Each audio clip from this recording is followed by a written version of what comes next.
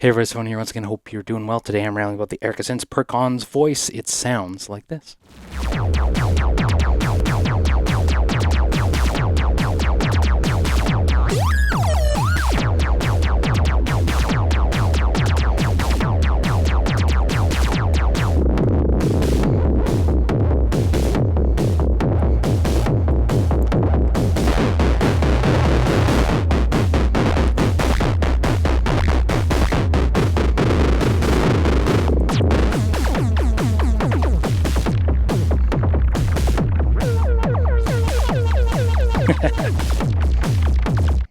Okay, if you've been here watching the channel for a bit, you might have some idea of what my preferences are, and that is digital oscillators with analog filters. Love it. Drum modules, I love it. Analog drive too, I love that. I think Perkons, I don't know. This is another one of those. It was just like I knew, and everybody, when this was announced, everyone just kept sending me it, and I'm like, you don't need to tell me it. But I resisted the urge to buy it for all of about a week they had it in stock, and here I am with the Perkons Voice. Now, disclaimers are always in the description. I've talked about moving them. I don't need to re-emphasize, but yeah, I bought this one new because I always wanted a Perkons, but it's a huge price, and it's a huge box, half. Well, not half, I don't know. There's no percentage of why, but I really love the fact about Euro is everything is in one box and can be mounted vertically. And if you live in an insanely expensive city like I do and you have no space, then those things are all great. And to think of having like one of those crazy studio racks, like, I don't know, Blush Response has or whatever, and like having to mount the Perkons like on something crazy is just huge. And it was what, 2,500 Canadian dollars for that thing. Somebody offered to trade me one at one point, and I was entertaining it because I always thought it looked really awesome, but it's just like, God, that thing, insanely big, insanely expensive. But all of that fitting into one module, yeah, you only get one voice. You don't get the sequencer. You don't get the hands-on controllability of like all of the stuff that comes along with that. But, you know, for all how expensive Eurorack is in other regards, if you can dip your toes and buy just one piece, I don't know, again, what the math would be if you were actually to quote-unquote slice up a Perkons into modules, but you get a little piece of Perkons for less than a quarter of the price. So let's talk about it and the panel, and I want to go through all the algorithms and talk about them too. Right off the rip, we have 4 on the floor going, and I want to throw in. This is way too fast. I hope you didn't hate the intro jam. I like the quick stuff. We're gonna bring that in like that. Turn you up a hair. Yeah. So, parameters at noon. Cut off all the way open, drive all the way off, decay down. I will just say one random offhand comment. I find on the Perkons, the tune is like, I don't know if this is pot calibration or something, but it seems like, and this is going to be my only complaint within the whole video, I think, they start super high pitched. Like, I find I'm almost like exclusively with the tune knob all the way down. And if you know what that is, you let me know in the comments. Okay, decay's up. So what do we have? We have algorithm, which is what we're on currently. And there's a bunch of different digital oscillator algorithms, just like the other one. And the manual doesn't say the different versions. So it's 1 through 3. And I'm going to go through all of them independently in this video. But there's just like slightly different flavors of the different algorithms. And I'm here for it. These all sound awesome. Like I said in the beginning, like digital voices through analog filters, drives, yes. Just 1,000 times yes. So that's the algorithm. Now there's presets on here. There's a patch section. So you can load up patches. And if you're here, I probably don't need to tell you. You can CV scan through those, which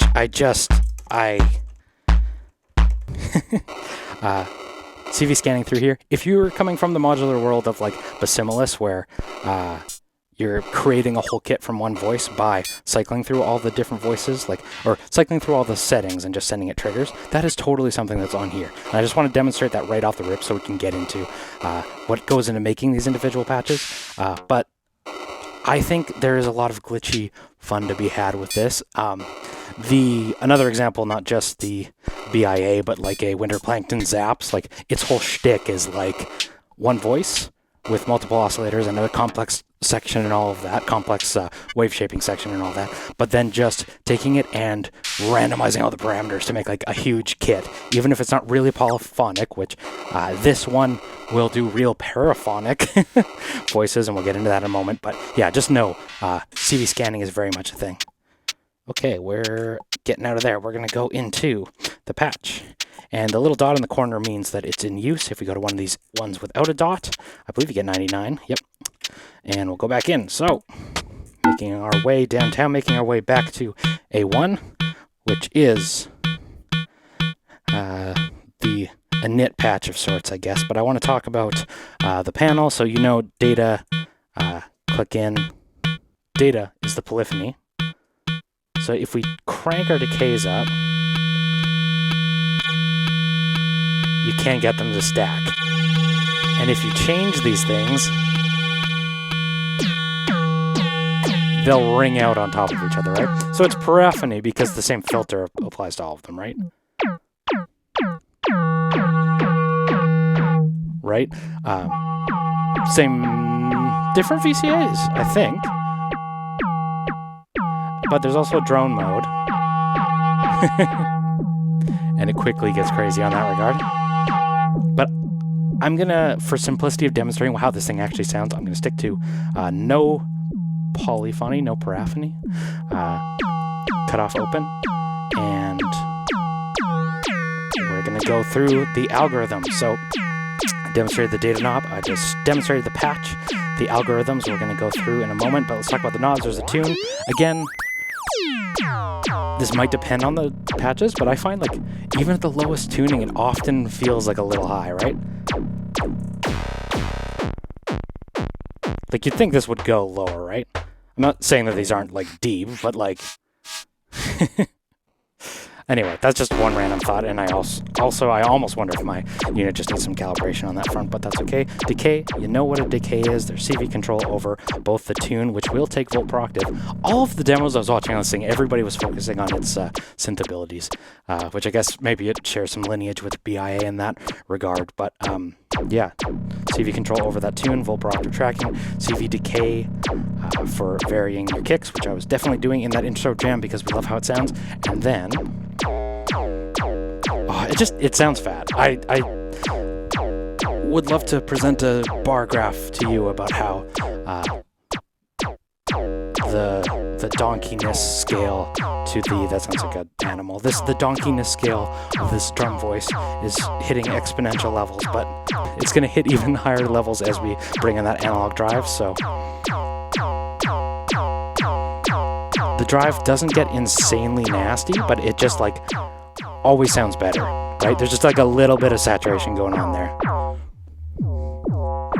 And it's always welcomed, I'd say. Drive. And I'll talk about the specific algorithms in a moment, but the drive, it's just always nice. Like, it's just this nice, like, I kind of wish it could get distorted, but it's always just like, I don't know. This is another one of these things that just like more is more on that regard. And you're probably going to tell me that leaving some headroom for other things is probably a good choice. And you would be right. But more is more, I think, when it comes to the drive on the Perkons Voice. So with that being said, there is a parameter 1 and a parameter 2, and these are different based on the algorithms. And I'm wondering right now if my tuning thing has to do with this being a parameter for bend, maybe. Parameter 2, and then our filter cutoff. Now there's different filter modes. A1, what does A1 mean? Nope, that's switching our, so we press to switch them. So you got your, let's go high pass first.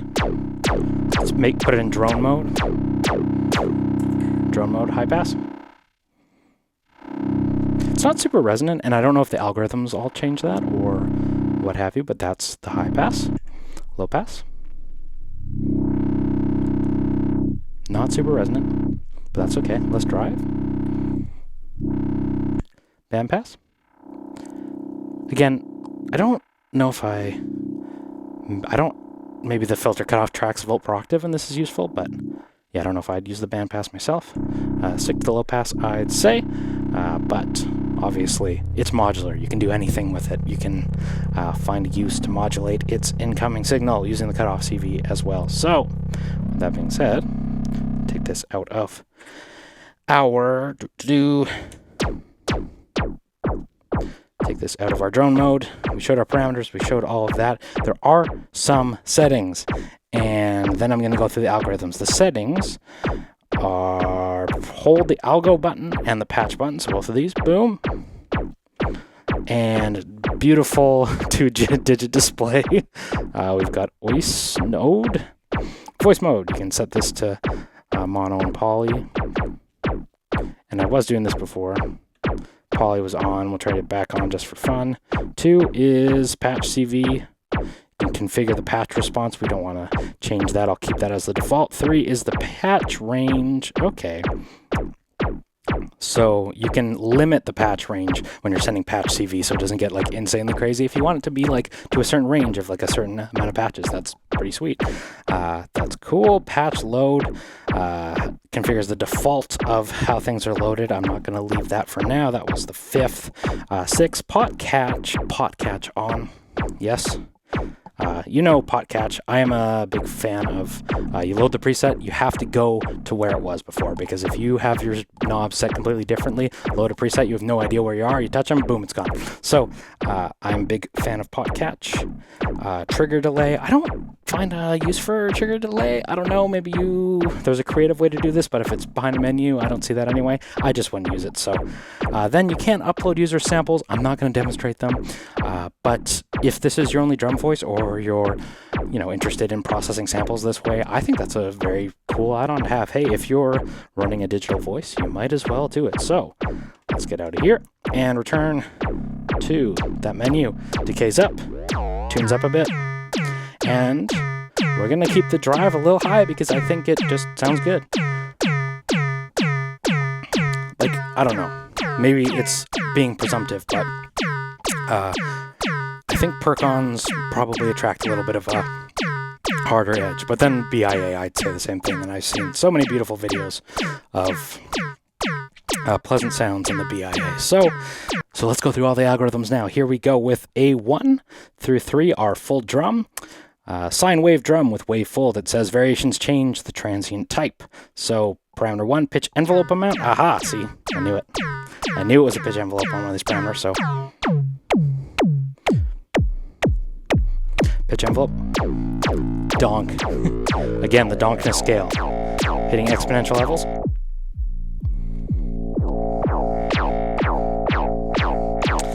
Love it. And then parameter 2 is the amount of fold.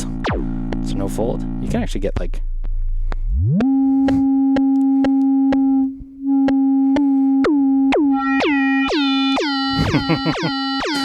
full fold, full drive. There's a lot of range on that, honestly. I really like that. Let's go to the other variations. Doesn't change a whole lot, but they are there. Yeah. B1 is the complex drum, and I think I remember this from the Pico drum too. I really like my Pico drum too, but that's okay. We have complex FM drum, variation change the transient and waveforms. First one's the pitch envelope again.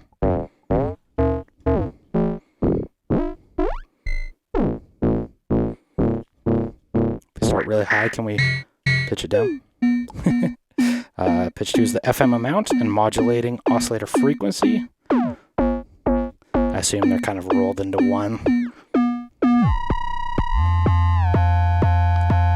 Oh, come on. I almost hear the right sound.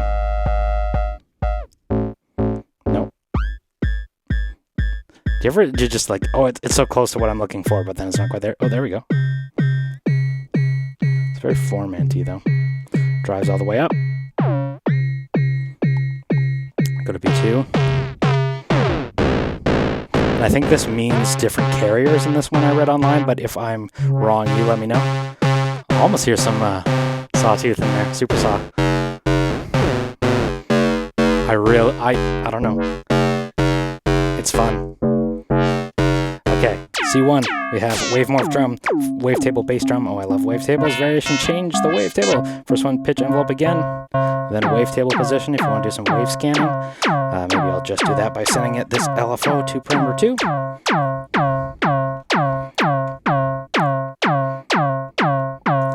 Sorry, it's on random waveform. Let's do LFO.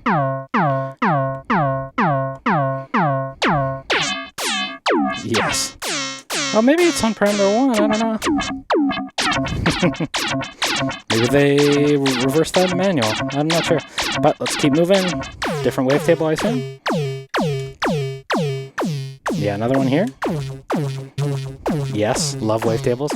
Never thought of them for drums, and here we are with it sounding great. D1, we have pulse drum, simple drum, variations change the waveform. I guess this is basic wave shaping. Basic wave forms, basic wave shapes.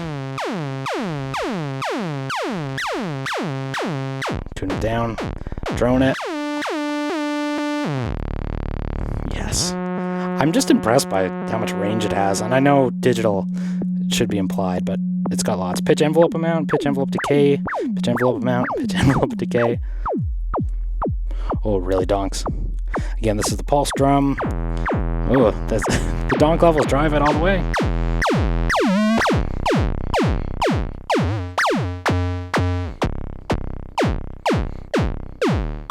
Yes.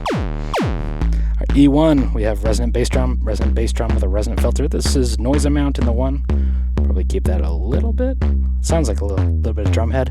This sounds like a physical drum, physical modeling, and I like that a lot. F1 is the snare. You know what? Good snares are hard to come by in Eurorack drum modules for some reason. I think when something's noise-based, people are probably hesitant to get into trying to sell just noise VCA, noise with a VCA, maybe a filter.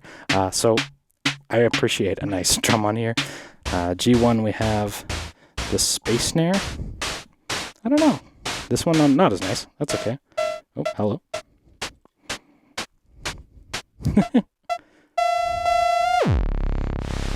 It can donk too. H is the slap. Analog clap design. I like it. I love my Erica Synths clap.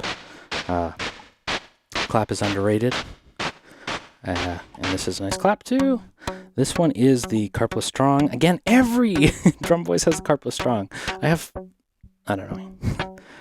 Not what I would be after in a drum voice, but it's kind of aesthetically, this thing is so like high tech and so digital. And here we are with like your ambient records.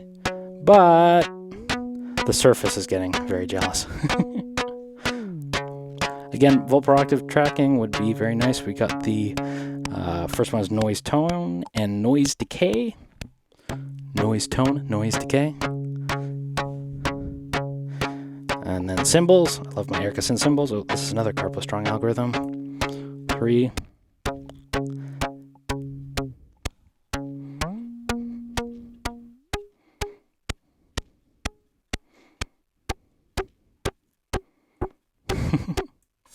All right, now we've got cymbals.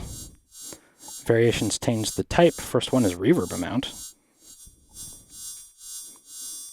Interesting. Attack envelope? Weird. Interesting. Okay, here we go. Noise crush? This sounds like hi-hats to me. What if we doubled this up? First one is the reverb amount and attack envelope again. I don't really want an attack envelope decay. There we go. Probably want to high pass this too, but anyway, these are cool. They're all on there. This is the metallic noise, and this noise-based PCM algorithm for digital noise tone creation. This is what I'm talking about. First option is bit crush. Start point or attack parameter, depending on configuration, which I believe. I don't know. How do we adjust the configuration? Okay, well, filter it out, bring it back in. Bring my other voices in.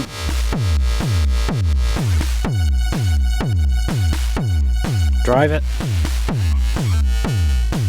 And again, I love a voice like this, but probably needs heavy modulation, so let's throw in some LFOs to it. LFO to the first parameter, the second, going out to the drive, let's throw it to the pitch too. And it's, I don't want to say it's all gravy, but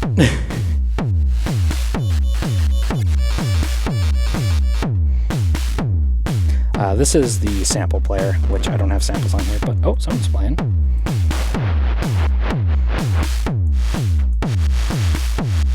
Top noise, yeah, samples. Let's go back to the original ones, which there's cool stuff, but I still feel like full drum and complex drum are where you want to stick to, so I'm going to use that to play us out. I don't know.